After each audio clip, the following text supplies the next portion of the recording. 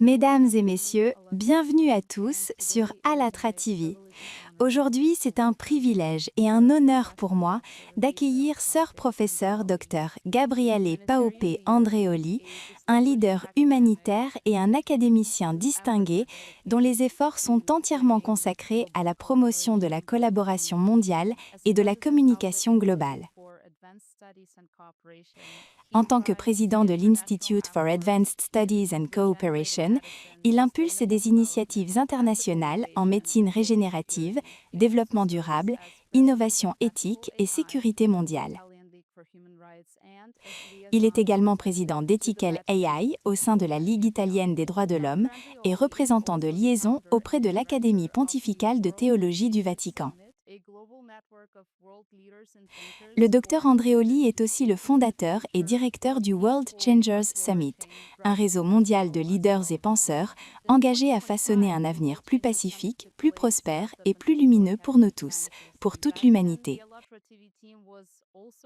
En 2025, le World Changers Summit s'est tenu à l'Académie pontificale des sciences au Vatican. L'équipe d'Alatra TV était présente et pour être honnête, ils ont noté que c'était un événement remarquable. Nous sommes vraiment reconnaissants que ce soit vous qui organisiez de tels événements, qui offriez cette plateforme aux gens pour réfléchir ensemble, partager leurs idées, se connecter et pas à pas construire un avenir meilleur pour nous tous. Merci infiniment, professeur Andreoli. Eh bien, merci de m'accueillir. Je suis vraiment touché. Et nous sommes au service. Tout ce que je fais, c'est pour être utile et essayer de rendre le monde meilleur. Merci de m'avoir invité. C'est un grand honneur d'être ici. C'était fantastique d'avoir le pasteur Burns à l'événement, ainsi que l'équipe d'Alatra. J'ai hâte de faire plus de choses ensemble. Être ici à Washington aujourd'hui représente pour moi une grande avancée vers la collaboration et un travail fructueux ensemble.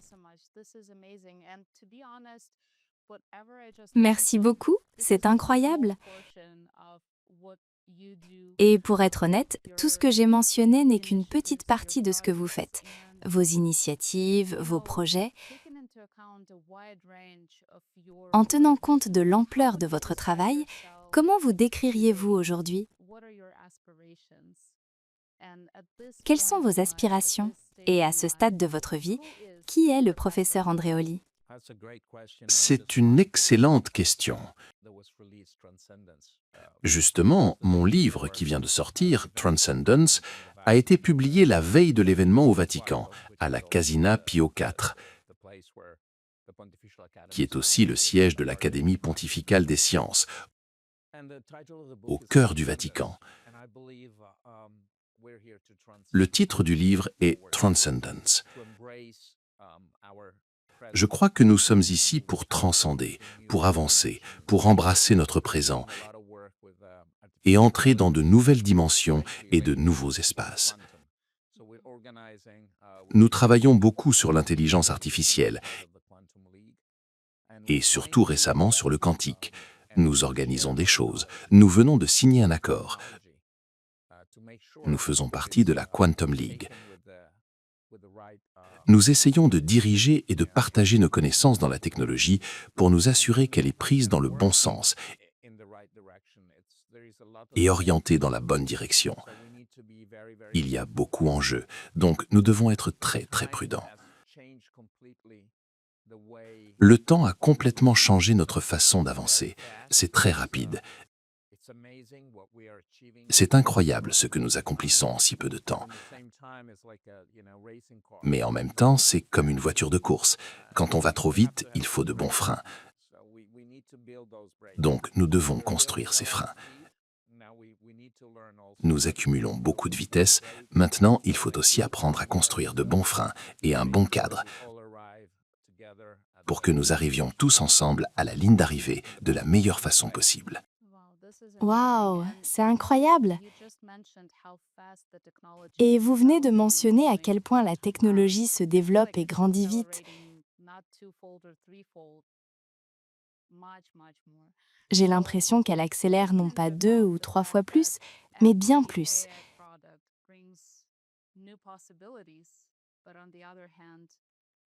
Compte tenu du fait que chaque produit d'IA apporte de nouvelles possibilités, mais aussi de nouvelles inquiétudes, selon entre quelles mains il tombe et quelle approche on adopte, à quel point l'aspect éthique est-il important? Et à quel point est-il crucial d'aborder le développement éthique du paysage scientifique actuel? À quel point est-il important d'approcher les connaissances que nous acquérons et développons avec ce niveau de responsabilité? Question très intéressante. Je pense que c'est fondamental.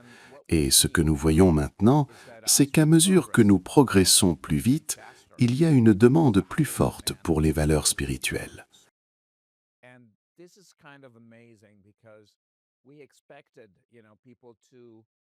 C'est assez étonnant, parce qu'on s'attendait à ce que les gens se plongent dans le développement, dans cette nouvelle réalité virtuelle qui devient notre réalité, et perdent contact avec leur côté spirituel. Mais en fait, c'est l'inverse. Avec tout ce qui est à notre disposition, nous avons de plus en plus besoin d'un guidance spirituelle. Nous avons besoin de plus en plus de sentir que nous faisons partie d'une communauté.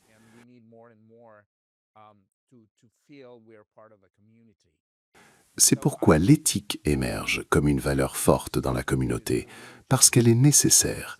Sans ce sentiment de communauté, nous ne pouvons pas avancer. C'est pour ça que l'une de nos prochaines initiatives est le Multiverse of Trust. Le titre a été choisi parce que c'est si important.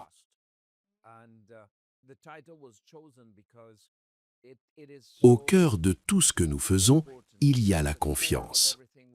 Si nous sentons que nous sommes dans un lieu digne de confiance, avec des gens dignes de confiance, alors les choses peuvent avancer.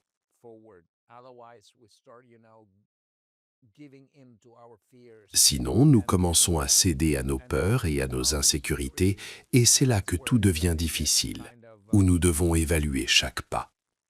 Et en tant qu'êtres humains, nous sommes, c'est étrange à dire, mais nous faisons confiance par défaut.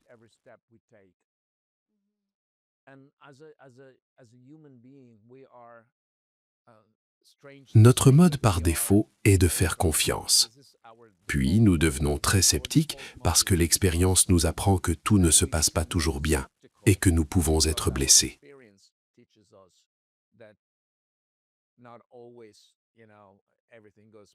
Mais c'est justement à travers ces problèmes, ces erreurs que nous apprenons.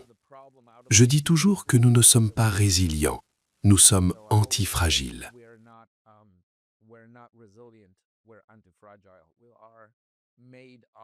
Nous sommes faits d'un côté spirituel, d'un côté moléculaire et de cette énergie qui flotte.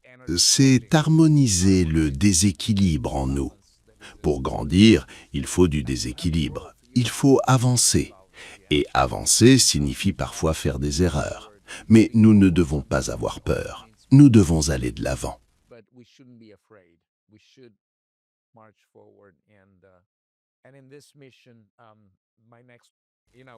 Dans cette mission, mon prochain livre, qui vient de sortir, s'appelle Transcendance, Quantum Technology, AI and the Future of Humanity.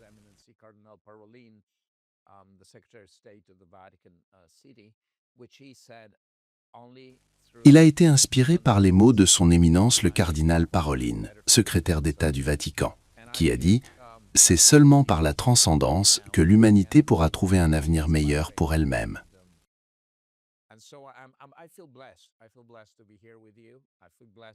Je trouve ça si profond, si inspirant. Je me sens béni. Béni d'être ici avec vous. Béni de faire tout ce que je fais. Chaque fois qu'il y a un défi sur notre chemin, c'est une façon de démontrer comment nous l'affrontons, comment nous grandissons, comment nous pouvons l'améliorer et aussi partager notre expérience.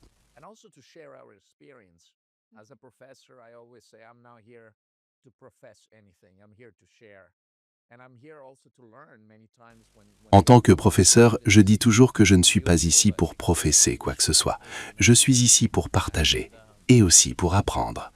Souvent avec les étudiants, c'est un magnifique échange d'informations. J'ai été béni par de nombreuses expériences. Le cancer en a été une.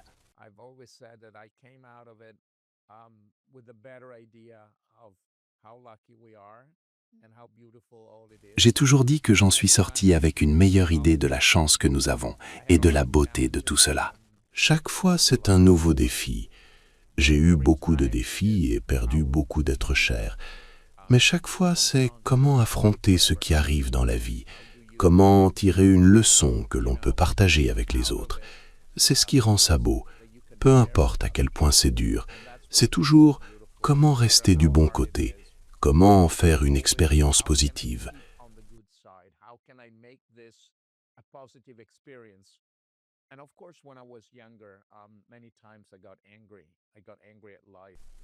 Bien sûr, quand j'étais plus jeune, j'étais souvent en colère contre la vie. Mon père m'a été enlevé dans un accident de voiture quand j'avais 12 ans.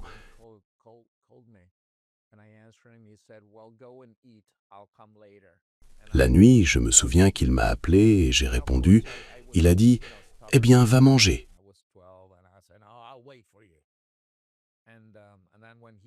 J'arriverai plus tard et ne m'attends pas.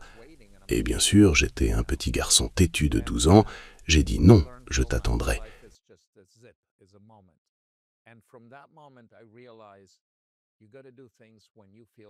Et quand il n'est pas revenu et que j'attendais, je l'attends encore, vous savez. Mais ensuite, on apprend tellement. La vie n'est qu'un éclair, un instant. À partir de ce moment, j'ai compris qu'il fallait faire les choses quand on sent qu'elles sont justes. Tout se met en place, tout arrive au bon moment.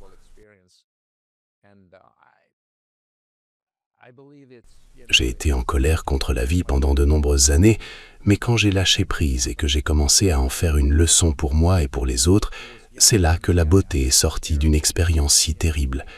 Et je crois que ça donne tellement d'énergie et de force. La même chose est arrivée avec mon frère. Il était plus jeune que moi. Je m'occupais de lui comme un frère le fait. Mais il est tombé malade et s'est éteint très vite. Et on se demande pourquoi. Mais on ne peut pas répondre à toutes les questions. Ce qu'on peut faire, c'est prendre cette expérience, cette peine, et ça a ouvert mes yeux sur combien d'enfants sont dans les hôpitaux, combien souffrent et combien nous pouvons faire pour eux. Donc ça aussi, c'était très dur, très difficile de traverser tous ces hôpitaux, de voir mon frère s'éteindre, le voir être devenu tétraplégique, ne plus me reconnaître. Mais c'était aussi une grande chance pour moi d'apprécier vraiment ce qu'est la vie et combien il y a de souffrance dans ce monde. Être ici, dans cette belle ville avec vous et être accueilli, c'est très émouvant.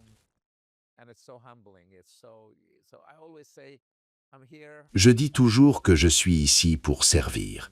C'est aussi une grande leçon que m'a enseignée le cardinal Parolin. Nous sommes ici pour le service.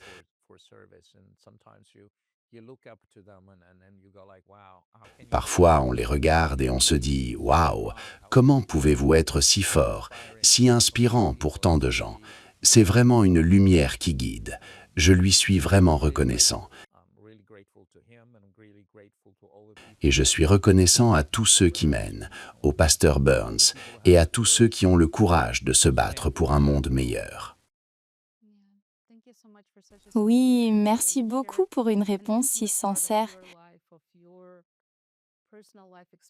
Vous avez partagé une partie intime de votre vie, de votre expérience personnelle.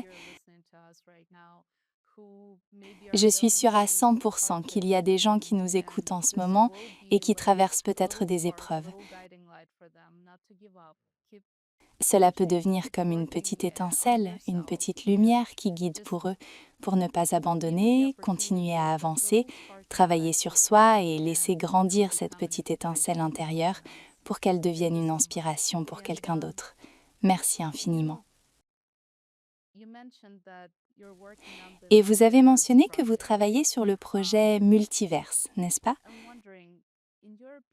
Je me demande, à votre avis, Est-ce que la collaboration interdisciplinaire et internationale bénéficierait à la croissance et au développement des technologies pour le bien? Qu'en pensez-vous? Eh bien, nous travaillons avec de nombreuses institutions, avec beaucoup de gens, en essayant aussi de comprendre où nous en sommes en matière de développement technologique qui puisse aider tout le monde. C'est un travail social que nous faisons.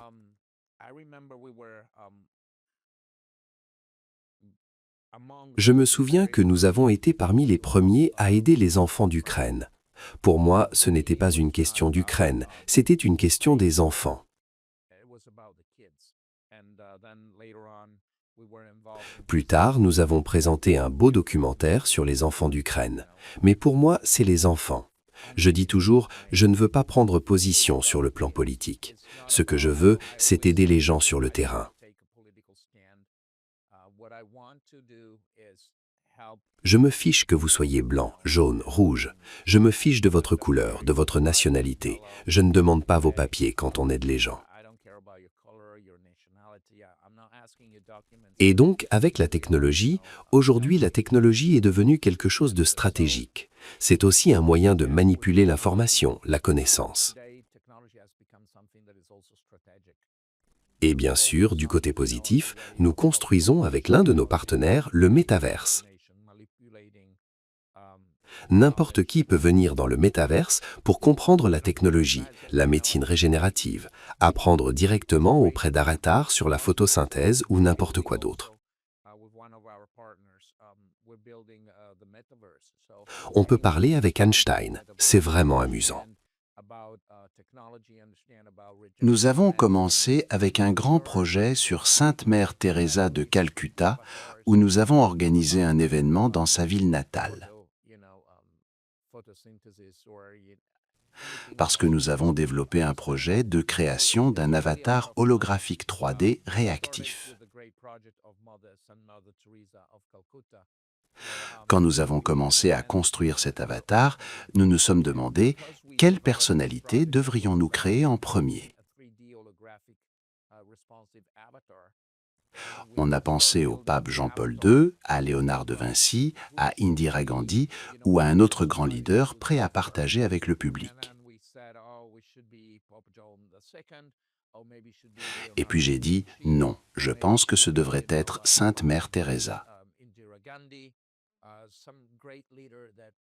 La raison, c'est qu'elle est une femme, mais aussi catholique, qui est allée dans un pays étranger et a vraiment aidé les gens sur le terrain, les enfants, les nécessiteux. Elle a lancé un grand mouvement, mais elle venait d'un tout petit endroit au milieu des montagnes. Et elle a eu un impact si grand dans le monde. Je me suis dit, voilà où je veux aller. Donc nous sommes retournés à Skopje, sa ville natale en Macédoine du Nord aujourd'hui. J'ai dit, je veux la ramener ici.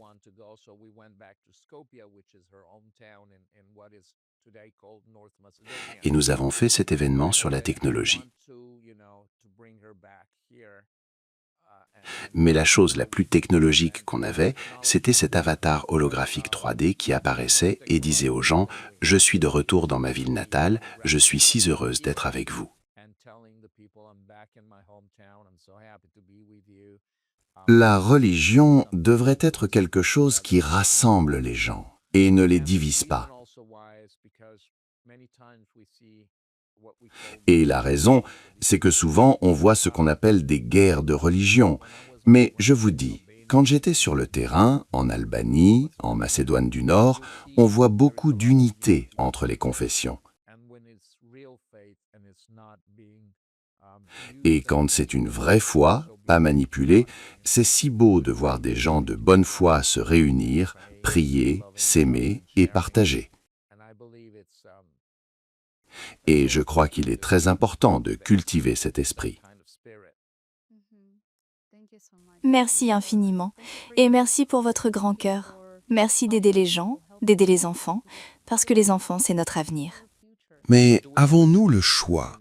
Je veux dire, Nous devons le faire. Oui, c'est notre responsabilité, n'est-ce pas? Exactement. Donc vraiment, je pense que je fais simplement ce que je peux. Diriger une organisation assez importante maintenant, qui a commencé par une simple question: comment rassembler les gens?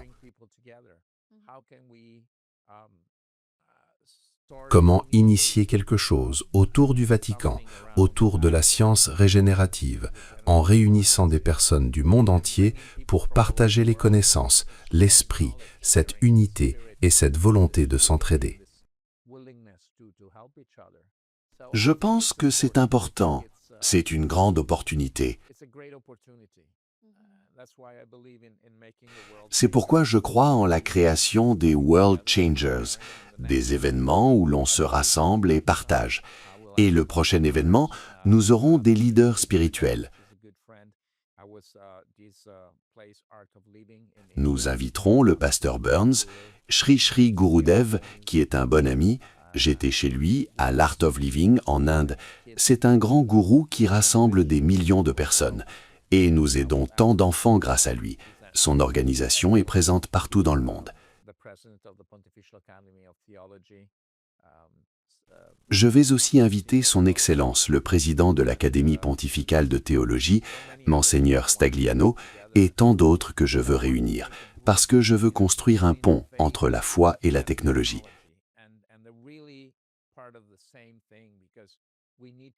Elles font partie de la même chose, parce qu'il faut croire. Parfois, on croit en des choses que les gens trouvent folles. Je me souviens quand j'ai commencé à parler de biologie quantique avec les tout premiers chercheurs dans ce domaine.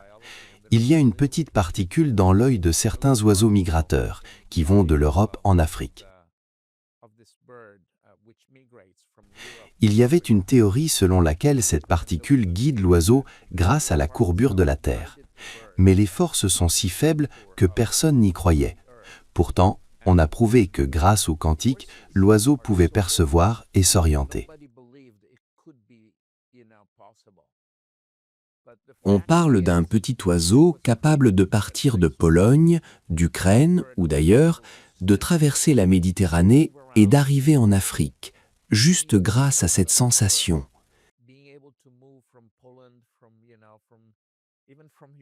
Souvent, ce qu'on appelle des sensations fait partie d'un plus grand champ d'énergie qui nous guide. Comme on l'a dit avant, rien n'arrive par hasard. Il y a une énergie. Et c'est notre responsabilité de la canaliser pour en faire une énergie positive. C'est aussi notre responsabilité de travailler avec les enfants et de leur montrer que, comme moi quand j'étais jeune, on n'a pas besoin d'être en colère contre ce qui va mal. On peut changer de perspective et en faire une leçon. Je sais que parfois c'est très dur. J'ai été sur le terrain, dans des endroits terribles. Mais nous avons toujours la responsabilité de ne pas nous mettre en colère, mais de devenir meilleurs et de faire la différence. Et c'est seulement par le pardon et par le partage que nous pouvons faire la différence. Parfois, il faut être radical. Parfois, c'est très dur, je comprends. C'est dur pour tout le monde. Mais nous devons rendre ce monde plus pacifique pour tous. Absolument. La paix est quelque chose pour laquelle nous devons tous œuvrer et travailler à atteindre. Et j'espère le plus vite possible. Parce que je sens que ce monde a besoin d'amour, de paix, de bienveillance et de leaders actifs, de personnes actives qui ne sont pas indifférentes à notre destin, à notre avenir, et qui sont prêtes à prendre leurs responsabilités pour leur vie, pour la vie de leurs enfants. Et nous savons que vous préparez actuellement un autre grand événement aux Émirats arabes unis. Pourriez-vous partager un peu plus d'informations à ce sujet? Quelle en a été l'inspiration? Oui, c'était exactement ce dont on parlait.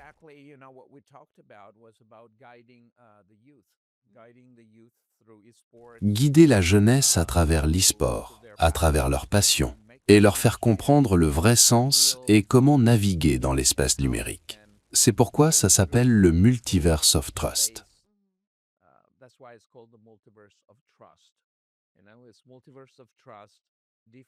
Le Multiverse of Trust, avec la DeFi, la finance décentralisée, qui est quelque chose de très nouveau dans notre monde, et aussi l'utilisation des réseaux sociaux.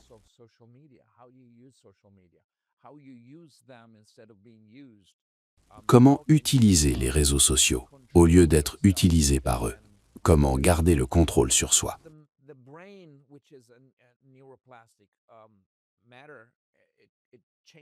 Parce que le cerveau, qui est une matière neuroplastique, change de forme. Quand on commence à utiliser des appareils numériques, il mute vraiment.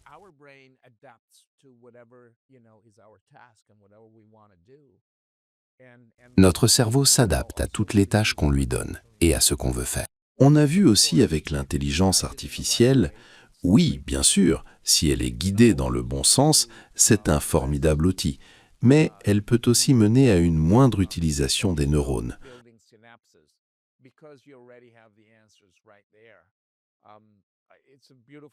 On arrête de construire des synapses parce qu'on a déjà les réponses juste là.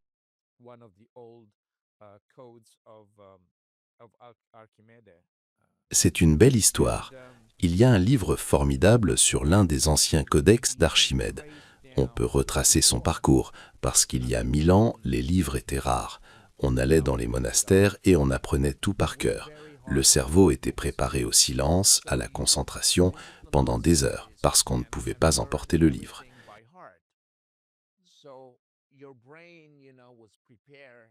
Puis est venue l'imprimerie, et les livres étaient encore manuscrits. Copier un livre prenait un temps fou, mais on peut retracer qui a copié le livre et où, parce qu'on fait toujours les mêmes erreurs. Donc, sur certains mots ou certaines grammaires, on retrouve la même faute.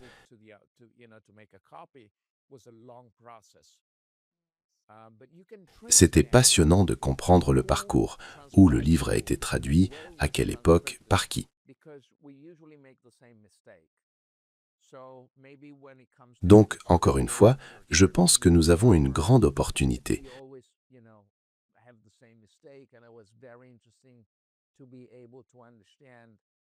Non seulement de comprendre la technologie, mais de comprendre comment nous l'utilisons et comment, grâce à elle, améliorer notre façon de vivre.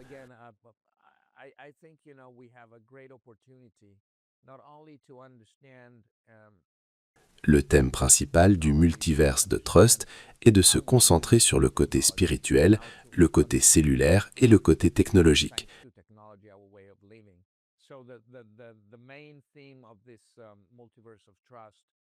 Comment ces trois dimensions s'unissent pour construire un meilleur avenir pour l'humanité.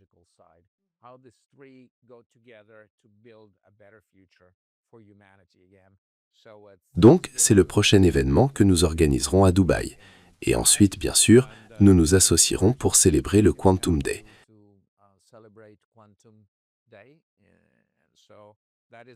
Ça tombe sur l'équation de Planck, le 14,4, donc c'est toujours autour du 14 avril.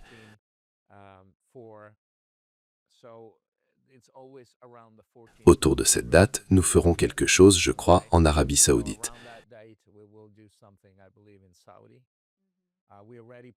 Comme chaque année, nous prévoyons aussi un autre événement à l'Académie pontificale, à la Cascina Pio IV, le pape qui a construit et restauré cet endroit.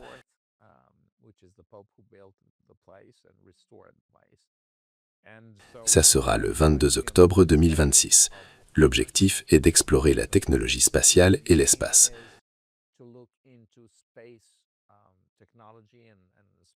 Nous voulons préparer l'humanité à avancer vers l'espace. Nous avons aussi un projet avec l'artiste Rob Pryor sur l'espace. On verra comment ça évolue dans les prochains mois. Il y a beaucoup de choses que nous essayons d'accomplir.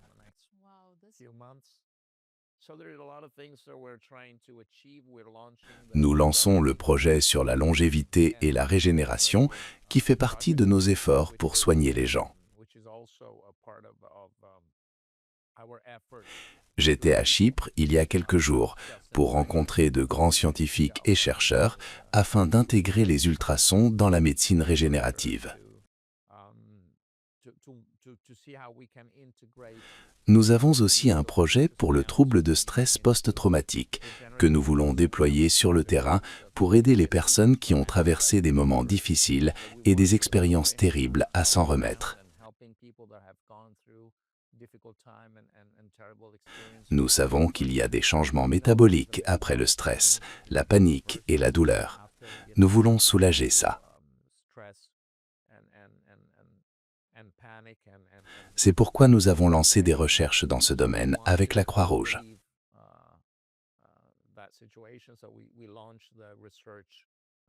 Donc on essaie de faire beaucoup de choses. Certaines avancent bien, d'autres prennent plus de temps, mais toutes ont un impact. Et le processus est intéressant. Je dis toujours que tous les mariages ne finissent pas bien, mais le processus est souvent enrichissant. Waouh, c'est incroyable!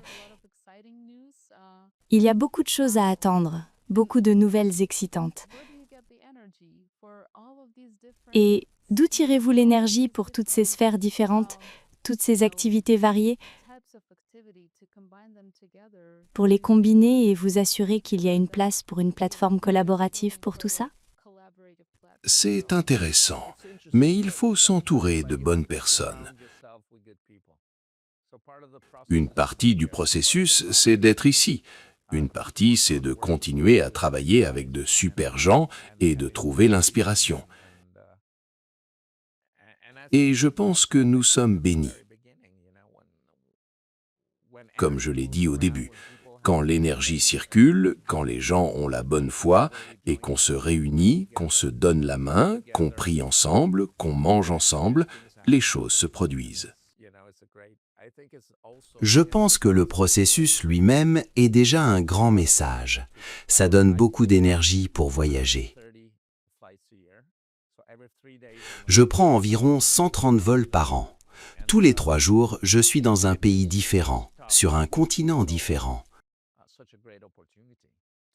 C'est dur, mais c'est aussi une occasion formidable d'être partout dans le monde, de joindre nos forces avec des leaders, des décideurs, de grands scientifiques.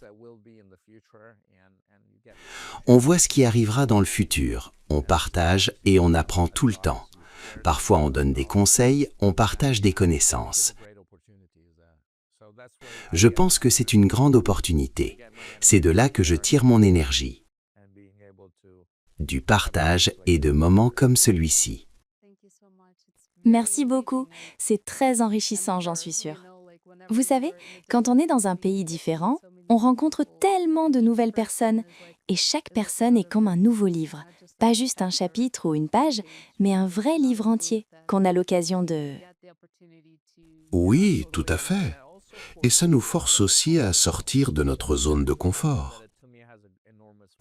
Pour moi, ça a une valeur énorme. Chaque fois qu'on abuse du confort, chaque fois qu'on ne saisit pas l'occasion de vraiment sortir de notre zone de confort.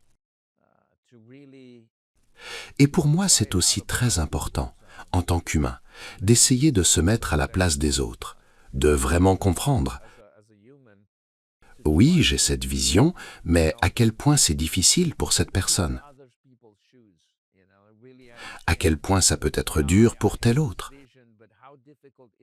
Pourquoi voit-il les choses comme ça? Parfois, il voit plus clair que nous, et on se dit « Waouh, c'est intéressant ». Quelqu'un vient vous voir et, sans tout savoir, pointe exactement le problème et peut-être la solution. Et on se dit « Waouh, pourquoi je n'y ai pas pensé ?» Donc, la pensée latérale fait aussi partie du jeu, je crois. Et on l'apprend en s'adaptant, on l'apprend en se déplaçant, en étant avec des gens de tous horizons, en partageant. Il y a toujours quelque chose à apprendre.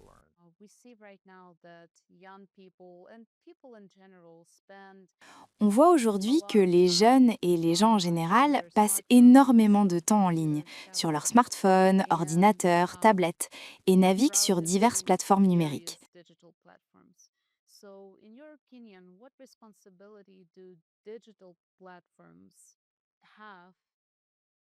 Alors, à votre avis, quelles responsabilités ont les plateformes numériques en matière de santé mentale, de résilience psychologique des enfants et des personnes qui utilisent ces plateformes? C'est une très bonne question. Merci de la poser. Eh bien, il faut comprendre que la plateforme est là pour monétiser. La dopamine, c'est un gros jeu.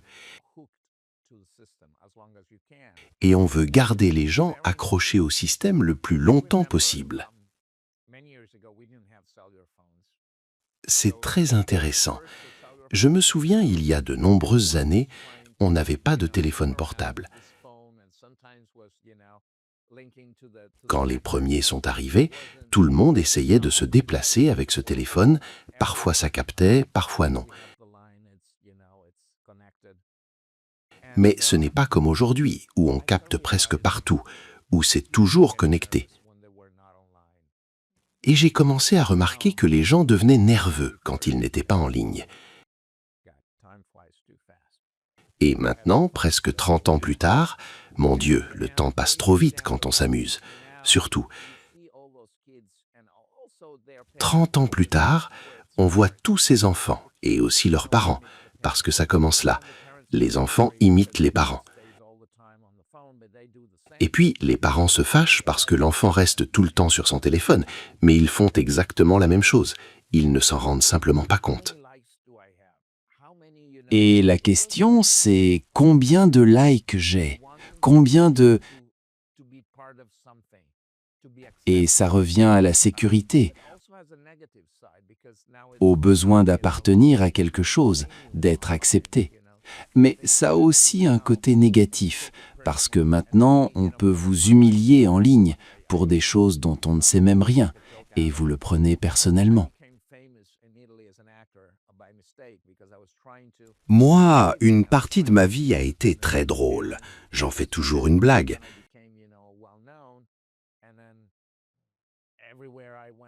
Je suis devenu célèbre en Italie comme acteur par accident. Parce que j'essayais de gagner ma vie, d'être indépendant de mes parents. J'ai commencé à jouer, puis je suis devenu connu.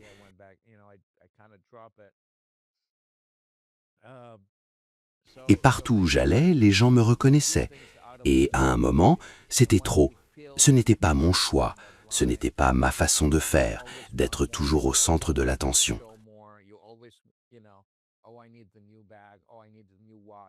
Alors, j'ai tout arrêté. Je suis retourné étudier, j'ai tout laissé tomber. Souvent, on fait des choses par insécurité. Et une fois qu'on est dans ce genre de spirale, on veut toujours plus. On veut toujours montrer plus. Ah, il me faut le nouveau sac. Ah, il me faut la nouvelle montre. Il me faut une voiture. Et puis il en faut deux. Et ça n'est jamais assez, parce que c'est le jeu. Le jeu, c'est votre insécurité.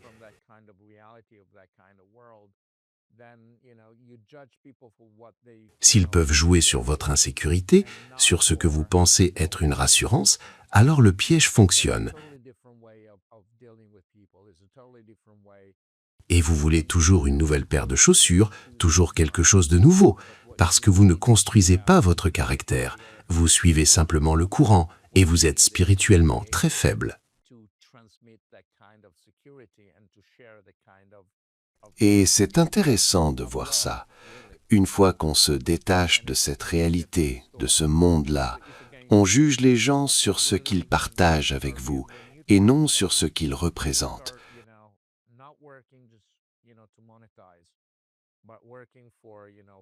C'est une façon totalement différente d'aborder les gens, une façon où on n'a plus besoin d'avoir les chaussures les plus cool, mais où on a besoin d'avoir un niveau spirituel plus élevé, d'être capable de transmettre cette sécurité et de partager cet amour, vraiment. Et c'est une histoire complètement différente. C'est un game changer.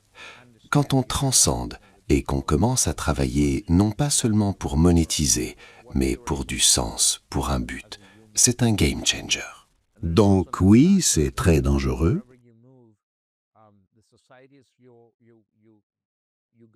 Les plateformes et le monde numérique sont un formidable instrument, on les utilise beaucoup, mais encore une fois, c'est la façon dont vous comprenez dans le monde numérique, dont vous comprenez dans le monde réel, ce que vous êtes capable de faire en tant qu'humain.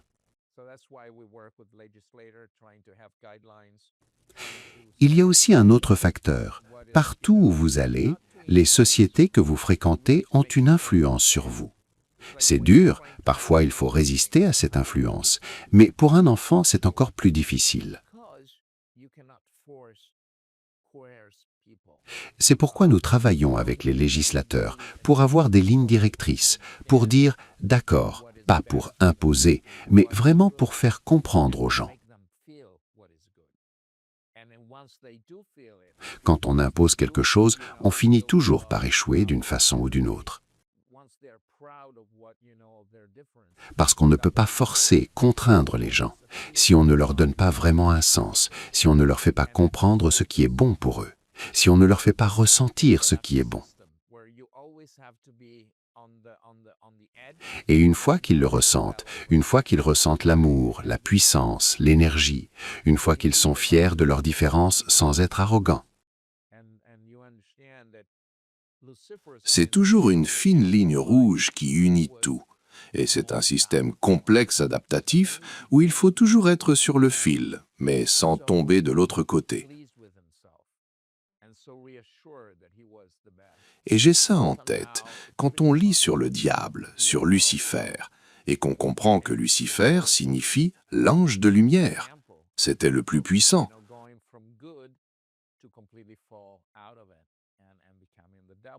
Mais ensuite, il est devenu tellement satisfait de lui-même, tellement rassuré qu'il était le meilleur, que ça a cristallisé l'ancien monde.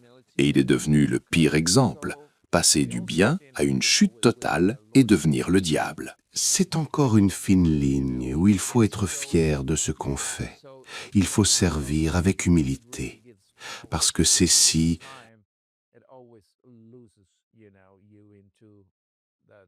On l'a vu aussi dans Le Seigneur des Anneaux. Avec Mon Précieux, il devient fou à cause de l'anneau parce qu'il donne du pouvoir. Mais en même temps, il te perd dans ce besoin de toujours plus, plus. Donc il faut rester très... Je n'aime pas le mot équilibre. Je n'aime pas le mot durabilité. La durabilité, c'est encore une mauvaise conception.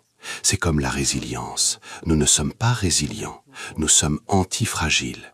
Nous apprenons de nos expériences. Et à un moment, nous avons deux choix. Soit nous nous effondrons, soit nous mourrons du stress, de ce qui nous arrive, soit nous fleurissons.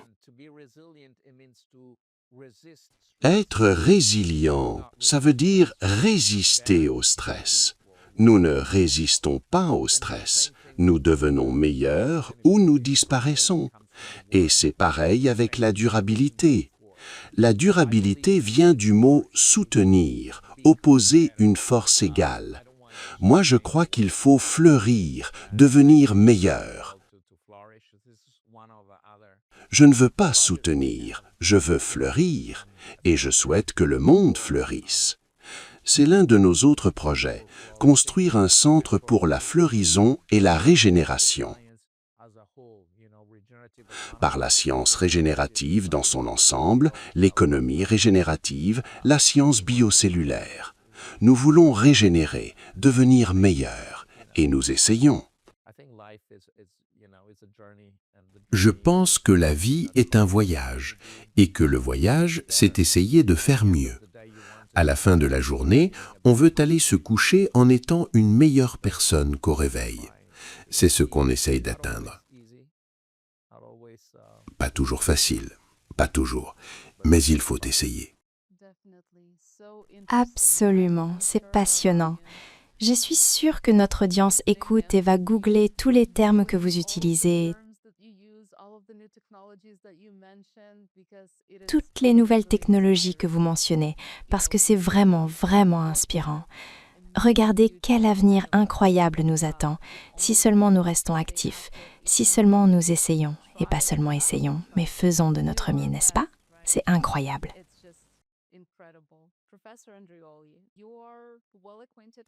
Et, professeur Andreoli, vous êtes très bien informé sur l'initiative mondiale de diplomatie spirituelle et la mission du pasteur Mark Burns, qui gagne de plus en plus d'attention et d'importance dans le monde entier. Et vous allez bientôt participer à une conférence organisée par le pasteur Mark Burns avec le mouvement Allatra, dédiée au thème de la diplomatie spirituelle.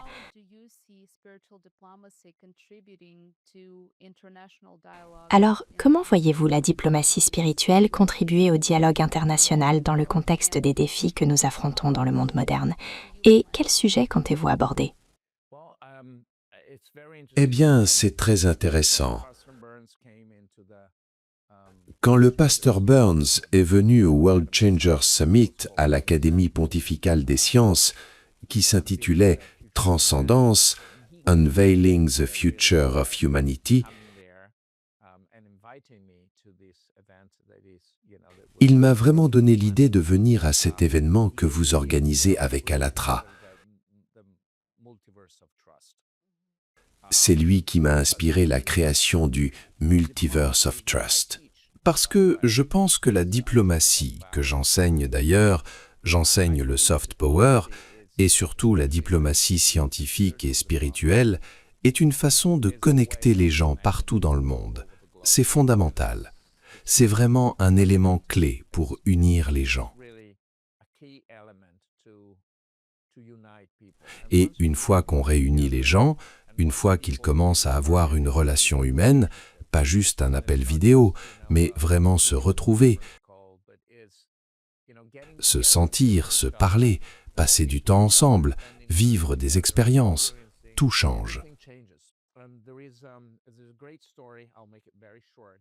Et il y a une très belle histoire, je vais la faire courte.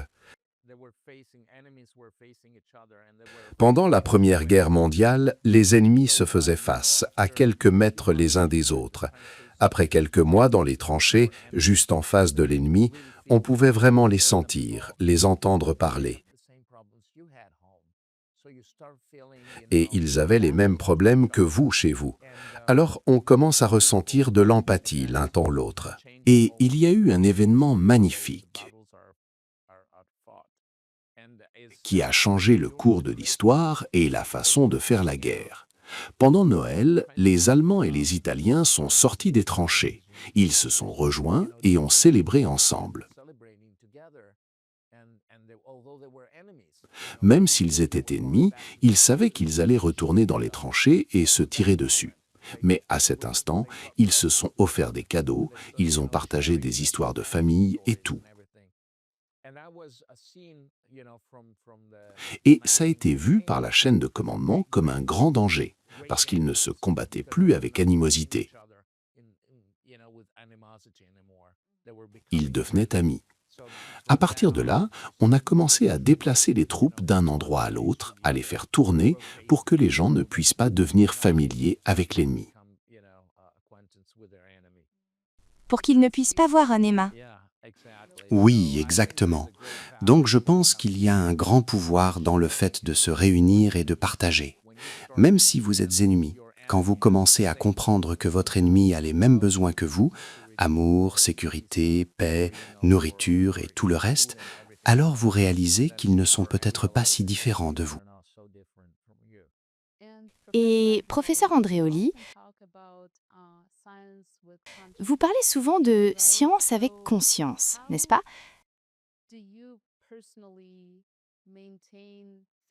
Alors, comment maintenez-vous personnellement la foi en le fait que l'humanité peut rester sage et devenir plus sage que ses propres inventions? Parce que, comme on en a déjà parlé, le développement des technologies a un bon et un mauvais côté. Qu'est-ce qui vous donne foi en notre capacité à rester fort, à rester sage? J'étais à Riyad il n'y a pas longtemps et je parlais d'intelligence artificielle et d'éthique. Quelqu'un m'a posé la question: comment savez-vous que la technologie ne va pas l'emporter sur les humains? J'ai répondu, fermez les yeux un instant, s'il vous plaît. Fermez les yeux et pensez à un seul moment qui vaut la peine d'être vécu. Une seule personne que vous aimez, vivante, morte ou peu importe. C'est l'émotion. Et tant que nous gardons nos émotions, nous sommes tellement plus connectés et tellement plus puissants que n'importe quelle machine. Il n'y a pas de machine.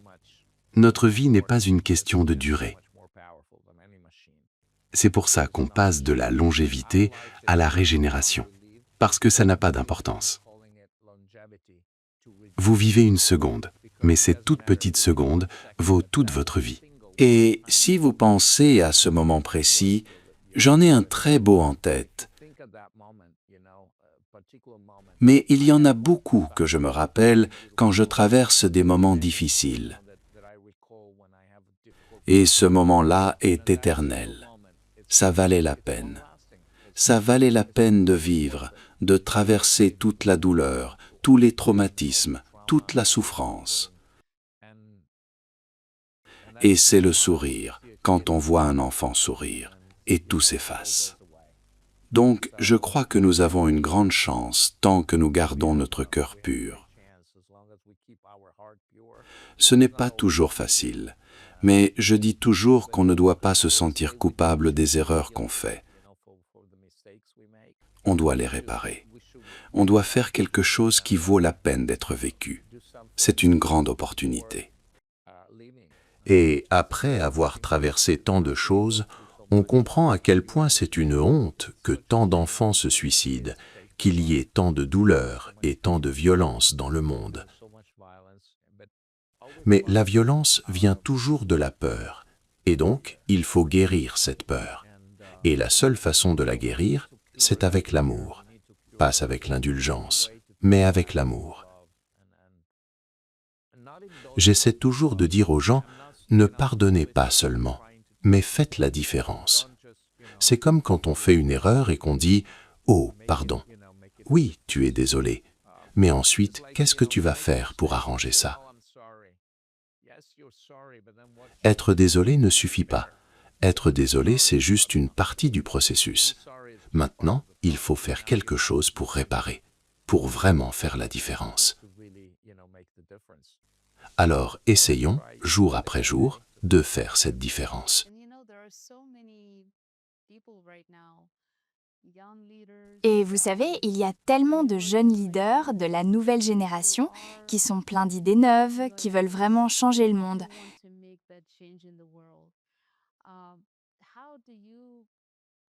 Comment imaginez-vous le leader du 21e siècle? Beaucoup de responsabilités. Je vois des enfants très brillants. Je vois de merveilleux jeunes leaders. Mais il faut aussi se souvenir, personnellement, je ne prends pas position.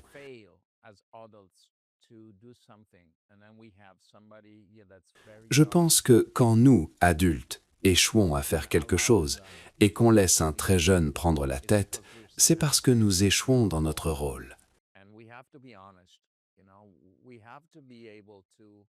Il faut être honnête, il faut être respectable. Et pour être respectable, il faut prendre la responsabilité de diriger avec conscience, vision et force. Et alors les jeunes leaders peuvent venir quand ils seront prêts.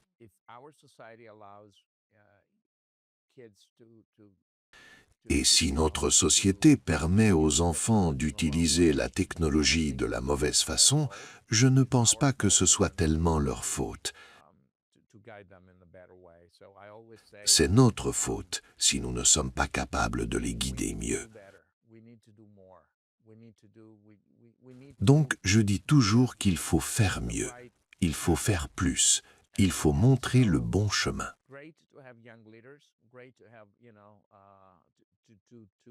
C'est formidable d'avoir des jeunes leaders, formidable de les aider à devenir une meilleure version de nous. Aidons-les, travaillons ensemble, mais ne retirons pas la responsabilité de nos épaules. Transcender, ce n'est pas s'échapper, c'est avancer. C'est une approche très différente. Les jeunes leaders doivent être aidés, mais nous ne devons pas leur donner la responsabilité parce que nous ne sommes pas capables de la prendre nous-mêmes. Si vous pouviez offrir une phrase à l'humanité, à notre audience, pour en faire une devise guide pour un avenir meilleur, quelle serait-elle? Waouh, c'est difficile. Il y a tant de choses qui ont été dites sur les devises, mais du fond du cœur, je dirais, apprenez à être dans l'instant.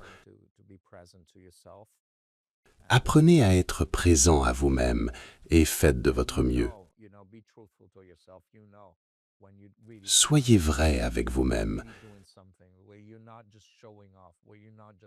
Vous savez, quand vous essayez vraiment, quand vous faites vraiment quelque chose, quand vous ne faites pas semblant, quand vous ne posez pas. Et je suis parfois tellement frustré par les organisations qui font semblant de faire quelque chose. Une des choses, maintenant il faut que je recommence, on a commencé la guérison du paludisme avec des champs électromagnétiques. Ça s'appelle la technologie de transfert d'informations holographique. On l'a présenté il y a quelques années, ça cible le plasmodium en l'oxydant sélectivement, sans effet secondaire. C'est juste un petit patch, un petit bracelet qu'on porte. Et on a eu 98% de résultats positifs. Le plasmodium disparaît complètement en 4 jours. Et la recherche n'a pas coûté des millions de dollars, n'a pas promu l'utilisation de vaccins ou quoi que ce soit. C'était une technologie très peu chère, très directe, très efficace. Et quand je vois des organisations dépenser des milliards sur des choses sans trouver de solution, je me demande qu'est-ce qu'ils font? À quoi pensent-ils? Et je suis désolé de le dire, mais beaucoup de gens deviennent ce qu'ils souhaitent être, et non ce qu'ils devraient être. Et c'est une grande différence. Vous n'êtes pas votre rêve, vous êtes ce que vous faites. Il faut avoir de la vision, mais aussi être réaliste. Il faut être dans l'instant. Il faut être connecté à ce qu'on fait vraiment et ne pas être dans le délire de la prétention et de la manipulation de son image. Mais tout revient à ce qui vous rend sécurisé, à ce que vous cherchez. Beaucoup de gens, quand je demande « qu'est-ce que vous cherchez ?», ils disent « je veux réussir, je veux gagner de l'argent ». Et c'est quoi la réussite? Quand on parle de réussite, qu'est-ce que c'est dans votre tête? Et pourquoi voulez-vous réussir? Qu'est-ce que ça vous apporte? Et qu'est-ce que l'argent vous apporte? Et les deux vont dans la même direction. À la fin, si on demande « et alors ?», tout se résume à l'amour et au sentiment d'être dans un lieu sûr. Tout ce que l'argent et la réussite apportent, c'est la paix intérieure. Donc, je crois qu'il faut essayer d'être cohérent avec ce dont on a vraiment besoin. Et c'est le message. Soyons cohérents. Merci infiniment, professeur Andreoli. Eh bien, merci Ladou. Merci pour cette conversation incroyable, très enrichissante, très intéressante, parce que vous êtes impliqué dans tant de projets, d'initiatives. C'est incroyable de voir comment une personne peut faire autant de choses. Et combien il y a de gens comme vous dans le monde qui œuvrent et qui donnent l'opportunité aux autres de se connecter, de travailler ensemble. Je suis vraiment reconnaissante envers vous et envers notre audience. Nous sommes vraiment bénis, comme vous l'avez dit au début de la conversation. Nous sommes bénis de nous avoir les uns les autres. Nous sommes bénis d'avoir cette opportunité de partager les connaissances, la sagesse, notre expérience. Merci infiniment de l'avoir partagé avec nous aujourd'hui. Eh bien, merci. Allons-y, faisons-le. C'est entre nos mains.